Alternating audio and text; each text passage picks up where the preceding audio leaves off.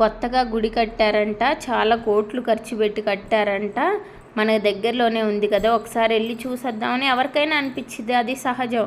అవునా కదా చెప్పండి? మీ ఊరు దగ్గరలో కోట్లు ఖర్చు పెట్టి ఒక గుడి కట్టారనుకోండి కొత్తగా, మీకు చూడాలి ఒకసారి వెళ్ళి చూద్దాం అనిపించింది కదా. అదేదో సరే చూడాలనిపిస్తే అందరూ ఆ రోజే వెళ్ళాలా, వేరే రోజు వెళ్ళొచ్చు కదా అంటారు. మనకేమనిపిస్తుంది, ఒకే పండగ రోజు వెళ్తే ఇంకా బాగా డెకరేషన్ చేస్తారు, ప్రత్యేక పూజలు చేస్తారు. ఆ రోజు వెళ్తే ఇంకా బాగా కనిపిస్తుంది కదా. ఎలాగూ గుడికి వెళ్ళాలి పండగ రోజు, అది కలిసి వచ్చింది, చూసినట్టు ఉండిద్ది.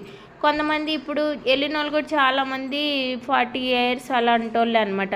వాళ్ళ ఇంట్లో ఊరికే వెళ్ళి తిరిగి చూసి వస్తానంటే ఇంట్లో వాళ్ళు ఒప్పుకోకపోవచ్చు. ఇంట్లో ఉన్న జెంట్స్ ఎందుకు ఇప్పుడు ఊరికే ఊరు మీద పడి తిరగటం అవసరమా, ఇంట్లో పనులు వదిలిపెట్టి అంటారు.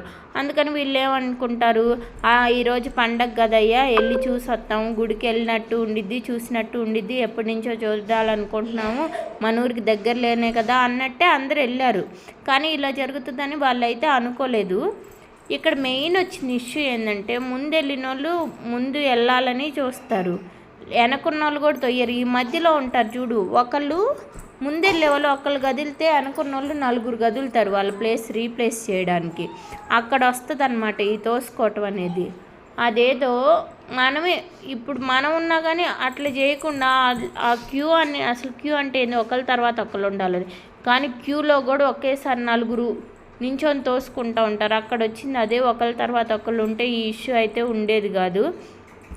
ఏది ఏమైనా ఇప్పటి నుంచి మీరు కొత్తగా ఏదైనా గుడికి వాటికి వెళ్ళాలనుకుంటే ఇలాంటి పండగ రోజుల్లో కాకుండా మామూలు రోజుల్లో వెళ్ళటం ముఖ్యం, మంచిది. ఎందుకంటే ఒక చోట కాదు 2 సార్లు కాదు, ఇలాంటి ఇష్యూస్ చాలా చోట్ల